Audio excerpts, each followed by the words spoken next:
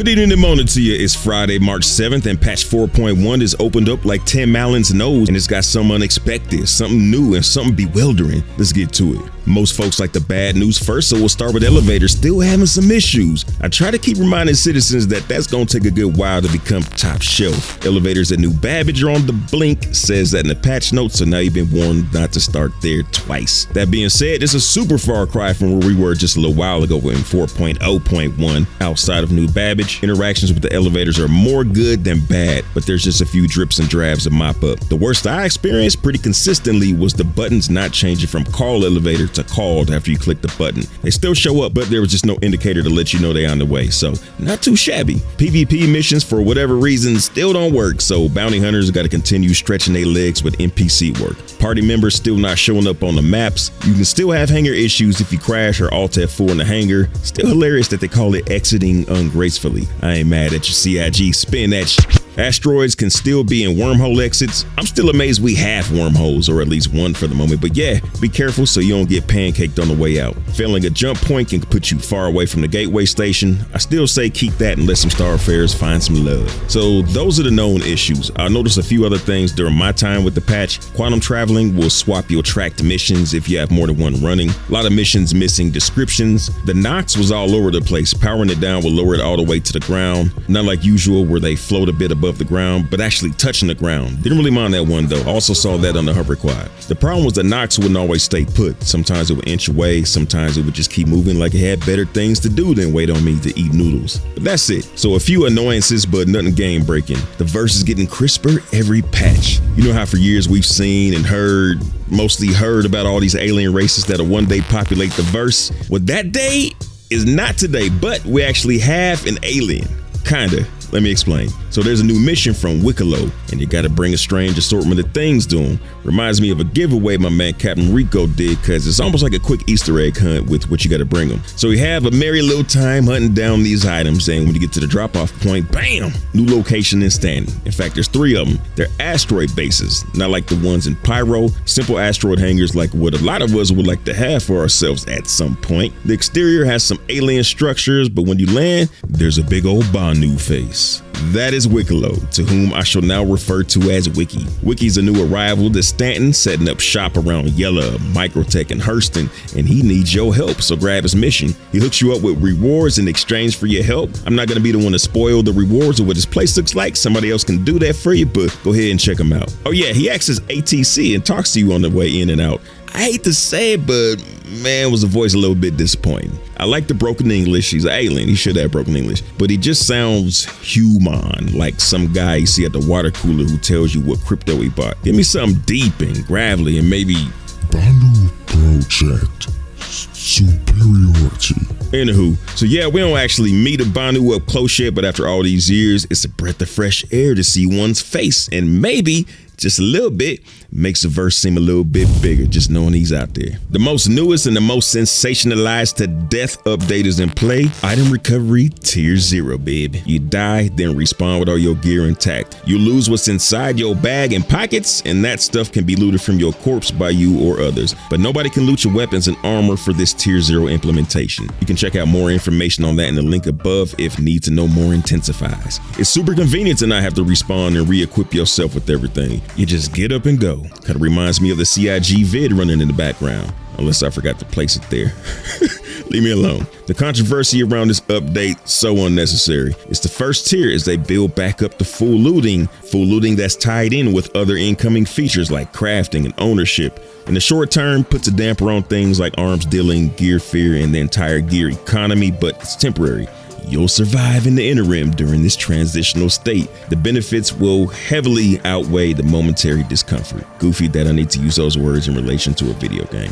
Looks like everybody was putting item recovery to the test in this super creepy cave. There was some great loot too. Nobody was scared to bring out the good stuff. I mean, it's PTU, so it doesn't matter if you lose it, but I still never seen this amount of subscriber gear, special looted weapons, gold executive armor. You never see that out in the wild. FYI, it's hot as hell on Aberdeen, so if you want to do some extended exploring out there, bring out the extreme weather gear. I had to leave the cave and get back to the ship before I was incapacitated. Embrace the tier 0 while it's here, because it's here for a good time, not a long time. Moving on. I have not had as much fun as I've had with the brand spanking new Hathor Facilities. There's the Orbital Laser Platforms, or OLPs, which are stations floating in low, and I mean low orbit over the moons. I'll tell you how that went in a sec.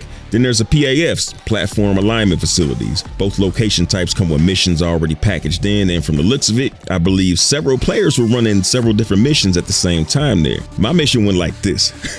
Alright, so I get to the OLP, fight off about 7 or 8 ships with the Star Max, then I see the target just casually strolling around the surface of the OLP. Great opportunity to snipe from EVA, which I've never done before. Kill my engines, walk to the rear of the ship, and out the window, it looks like a washing machine with clouds and space tumbling on the outside. I run back to the bridge trying to figure out how somebody hit my ship that hard without blowing it up. I steady this ship, look around, don't see any hostiles, so I kill the engines, run to the back, hop out the ship, and I'm falling toward the moon. When I told you the OLPs are in low orbit, they are deep in the gravity well. Nothing to do here but backspace, so I do that. Wake up in the nurse I had sitting in the back of the Star Max. Now it's just sitting in the field. Has Aberdeen always had super lush fields? The sky is amazing. The clouds hang super low. I'm not super naked because of item recovery, and it's super burning up outside. I ping, spot several ships scattered around the area because I guess everybody got as surprised as I was by the extremely low altitude station. Drive to them, all the ships are locked, go to what looks like a small bunker embedded in the ground. A lot different than the bunkers we're used to. But then some folks drop right in front of me in a cutty red and rush the bunkers, so I just let them be. Finally, I see a PAF facility in the distance and make my way over some mountains to get to it. I see all kind of players and shootouts with NPCs. Eventually, I find a building where nobody else is and mow down the guards with the Ursa, grab some weapons. I meet some people in the facility, give some of them rides, cover some of them as they go search through the buildings. Meanwhile, I'm looking for a ship. Finally, I found an open Vanguard. I flew back up to the OLP, where after an extended firefight, I got put on my back. The takeaway here is don't park up and shut your engines off at the new OLPs, because you will end up on the ground one way or another. You can't EVA there. You can EV fall. Yeah, EVF.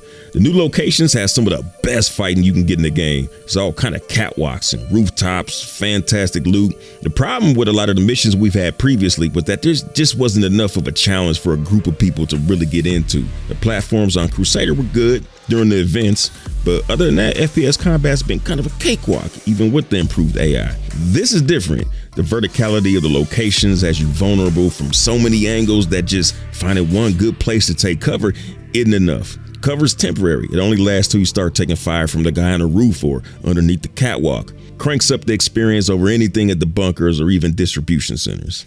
Drake cat owners can now rejoice. The Caterpillar Bay doors have been updated to now work as per their original vision.